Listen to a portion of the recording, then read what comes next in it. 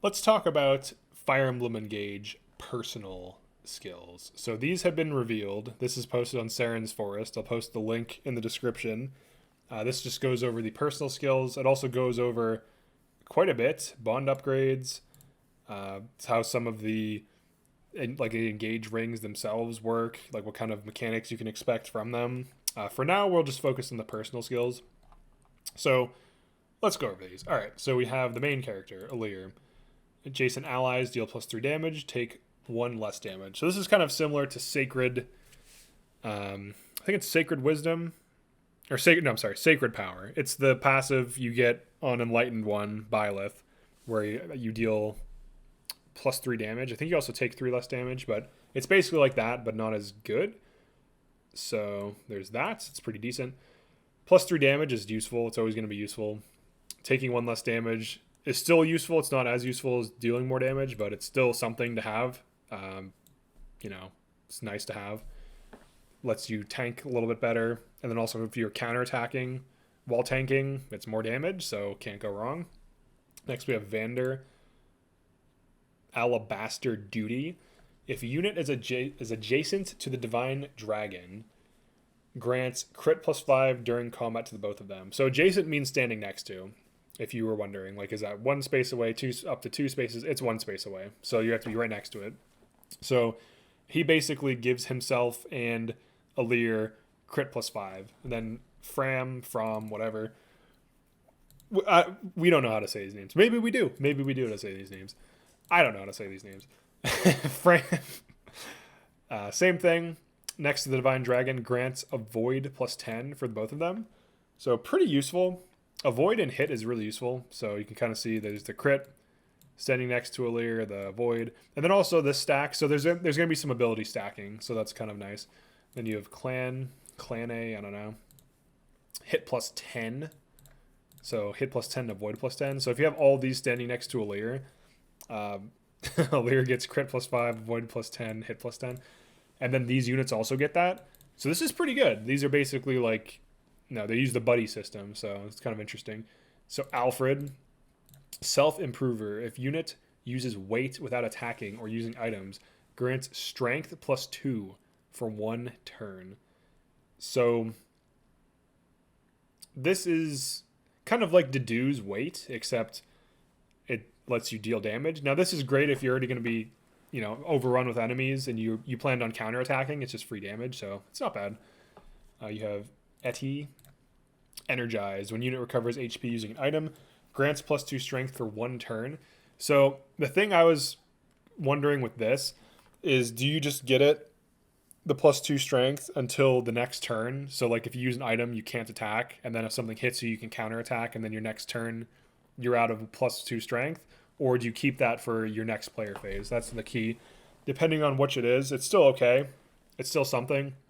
You could just like heal, get a small damage boost. It's something. Worst case scenario, best case scenario, you get to use it for the next turn.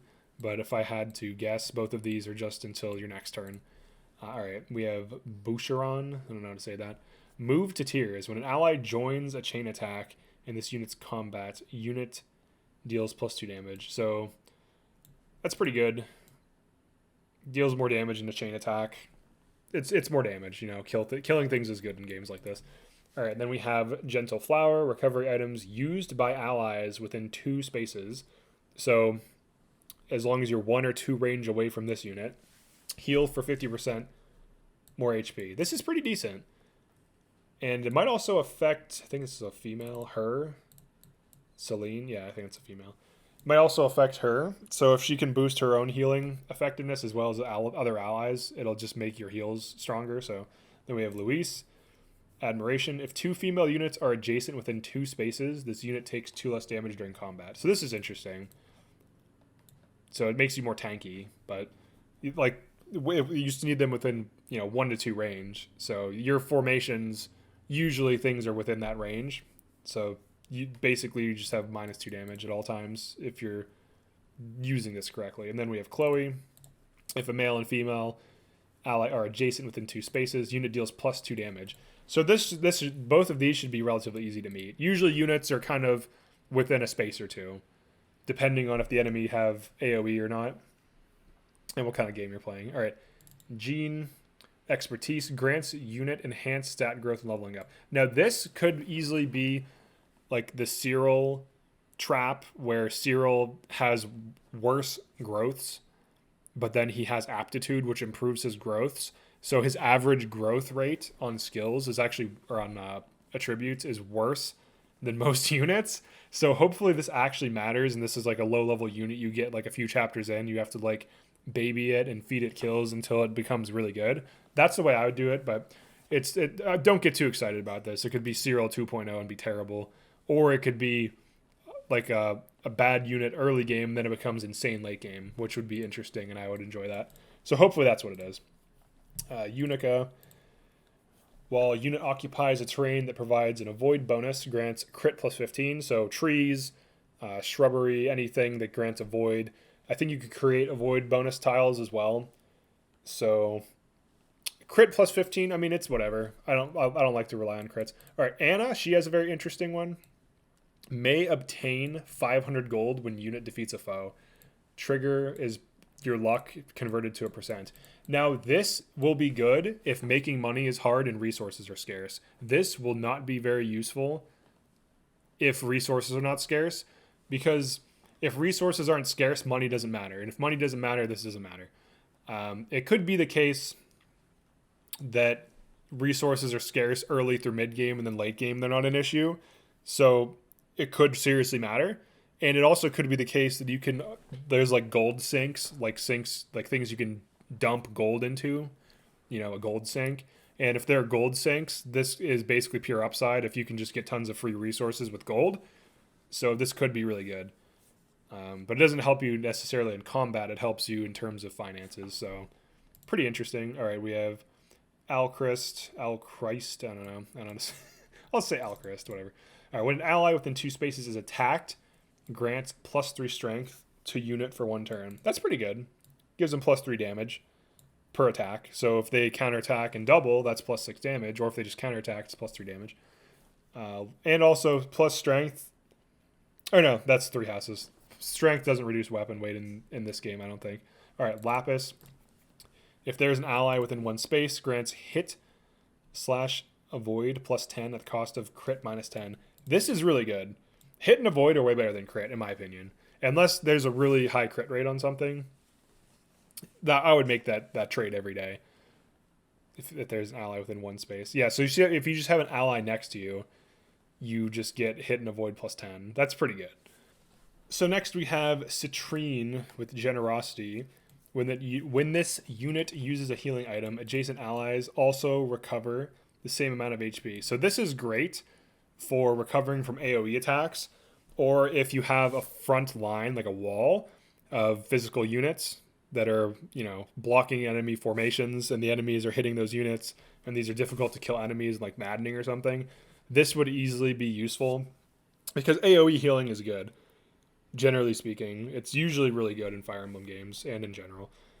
All right, next we have Hortensia, Big Personality. When unit uses a healing staff, grants range plus 1. So that's just pure upside for a healer.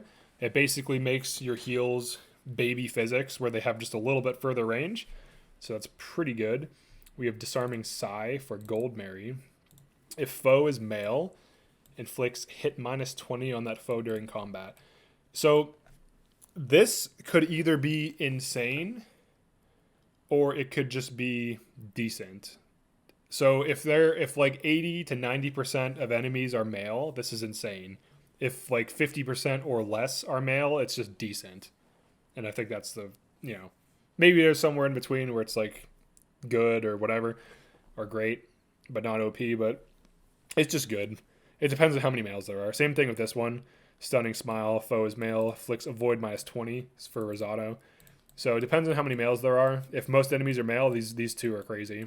Avoid minus 20 on enemies and hit minus 20, pretty crazy. All right, Fair Fight, Diamant.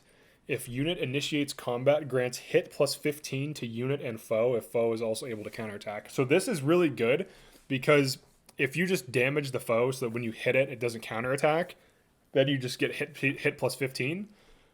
Or if you are like if this unit is a low dodge unit anyways. That's not. I don't think we know that yet. If this unit has problems dodging anyways, it doesn't matter if the enemy's more accurate because you can just assume it's getting hit.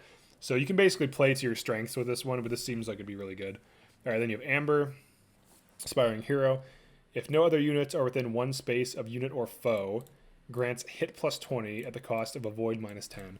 So you would need to manage this condition. Like if the enemy's standing next to another enemy, you don't get your hit plus 20. Or if there's an enemy isolated and Amber is standing next to another ally, you don't get your hit plus 20. And also you have to manage and mitigate the avoid minus 10. Avoid, I mean, if unless she's an avoid tank, this doesn't matter. But if she is an avoid tank, maybe it kind of does. It depends on how good avoid tanking is, enemy density, how reliable avoid tanking is to determine if this matters at all. But yeah, it really just depends on all these different factors. But this seems good. Hit plus 20 seems like a pretty easy condition to manage. Should be pretty good. Ivy, single-minded during combat with a foe who was also the unit's most recent opponent. Grants hit plus 20. Now, it depends on how maddening is. If this unit 1 rounds, this does nothing. But against bosses, against monsters, against things that have like high health, that you're going to be hitting multiple turns in a row, this could be good. Now, if an enemy hits you and you survive, now this is a mage, that's not going to be happening often. Mages usually get smacked once and die. So, but if this unit can get chipped for like half health or a few damage, then on the next turn attack for hit plus 20, that's decent. But I don't think this one's going to be very good unless there's some specific mechanics that can grant this easier. But it just seems kind of clunky for a mage to have. I'm pretty sure Ivy's a mage. All right, then we have Zelkov. If foe initiates combat, inflicts hit minus 10 on that foe during combat. So that's pretty good. Basically makes the foe less accurate if this unit's attacked. So if this unit can get evasion, like avoid from other things, then this would be pretty useful for stacking evasion. Then we have Kagetsu, or Kagetsu, I don't know how to say that. If unit initiates combat, inflicts avoid minus 10 on foe during combat. So basically, if you attack something, you basically hit plus 10. But just you. This is similar to Caspar's passive, which is kind of underrated, Heartseeker, where foes suffer minus 10 avoid during combat. And I'm pretty sure it affects his allies too. So, but this one doesn't. It's basically Heartseeker, if Heartseeker doesn't affect allies. But that's it for the passives here, the personal skills we have. Most of these look good, to be honest. Very few of these look remotely bad. And even the worst ones, like this one, potentially, still seems like it might be useful in some situations. But none of these seem really bad. And some are conditional. Some are just always good. But the thing with this one is if you just have Anna last hit things, it could be good. Who knows? 10% chance, 1 in 10. It might not even matter, to be honest. But yeah, that's it for this one. Definitely like and subscribe if you enjoyed this. The link is in the description if you want to check this out yourself. Drop a comment. Let me know what you think about these abilities.